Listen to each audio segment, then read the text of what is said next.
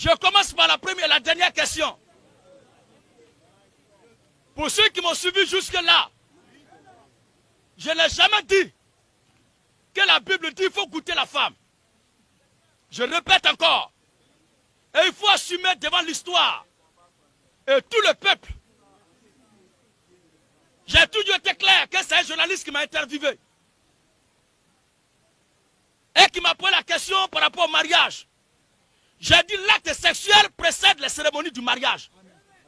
Parce que l'acte sexuel, c'est lui d'abord qui marque le mariage. C'est lui le mariage. S'il n'y a pas d'acte sexuel, il n'y a pas de mariage. C'est pourquoi on ne devait pas mettre la charrue avant le bœuf.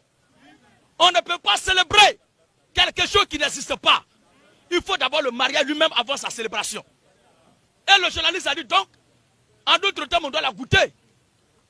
Je dis si c'est le mot que tu veux prendre, si c'est cela pour que tout le monde puisse comprendre, cela est juste. Parce que la parole de Dieu elle-même là, il faut la goûter avant de l'accepter. Même un habit qu'on doit porter là, on doit essayer avant de porter.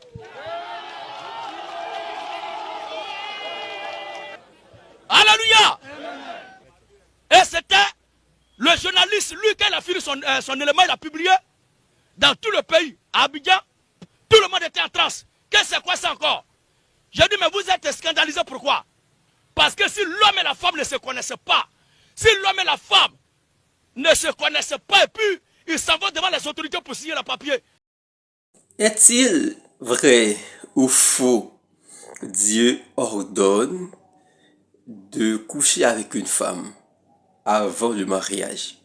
Nous allons essayer de comprendre ensemble ce que dit le passage et après vous allez vous-même juger. Est-ce que cette interprétation est bonne ou mauvaise? Après la pause.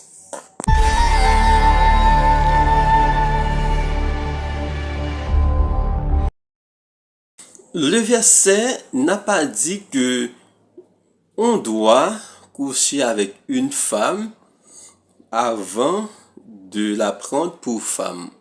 On doit coucher avec une fille avant de la prendre pour femme. Est-ce que c'est ça le verset a dit? Je crois non. Mais Dieu a dit si un homme séduit. Le mot fort qu'on doit comprendre, c'est séduit. Si un homme a pris la tête d'une vierge, maintenant, au point qu'il a enlevé sa virginité, maintenant, c'est un crime. Et Dieu a parlé de cela dans Deutéronome, chapitre 22, à partir des versets 13, à continuer.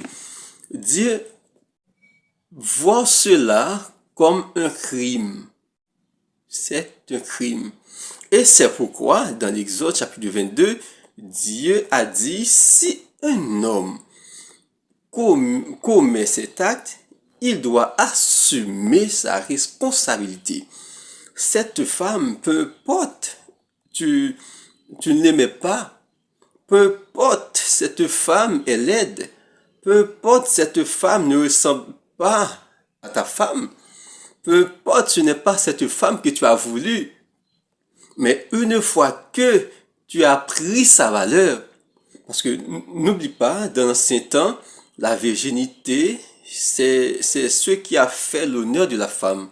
Une femme qui n'est pas veuve et qu'on a trouvé sans virginité, c'est une femme qui est sans valeur. C'est une femme qui est sans valeur. Cette femme, presque personne n'a pas besoin d'elle. Aucun homme ne prenait pas une femme. Maintenant, une fille qui n'est pas vierge. Parce que la virginité, à l'époque d'une femme, c'est ce qui fait sa valeur, sa grandeur aux yeux de son mari. C'est raison pour laquelle Dieu ne voulait pas que l'homme s'abuse de la femme, que l'homme abuse la femme, que l'homme maintenant maltraite la femme en prenant sa virginité et, et laisser sa femme sans valeur dans la société. Eh bien, Dieu a mis cette loi pour dire à l'homme, si tu as pris la virginité de la femme, tu dois aussi la prendre comme ta femme. Il n'y a pas à la sortir de là. C'est une loi qui est en faveur de la femme, mais qui n'est pas en faveur de l'homme. D'accord? Maintenant, cette loi donne valeur encore à la femme. Cela veut dire que un homme ne doit pas maintenant s'abuser de la virginité d'une femme. L'homme doit respecter la virginité de la femme. Et si tu as enlevé sa virginité, tu dois aussi marier avec elle. Mais ce n'est pas une loi qui donne accès à l'homme de coucher avec une femme avant le mariage. Non. D'ailleurs, si nous remontons à la Genèse, nous allons voir que Dieu a fait premièrement le mariage avant qu'Adam a connu Ève. D'accord? Maintenant, sinon, qu'est-ce que Paul a considéré comme impudicité? Qu'est-ce que Paul a considéré comme impudicité? C'est l'acte de coucher avec une femme avant le mariage. Chers frères et sœurs, comprenons bien le verset.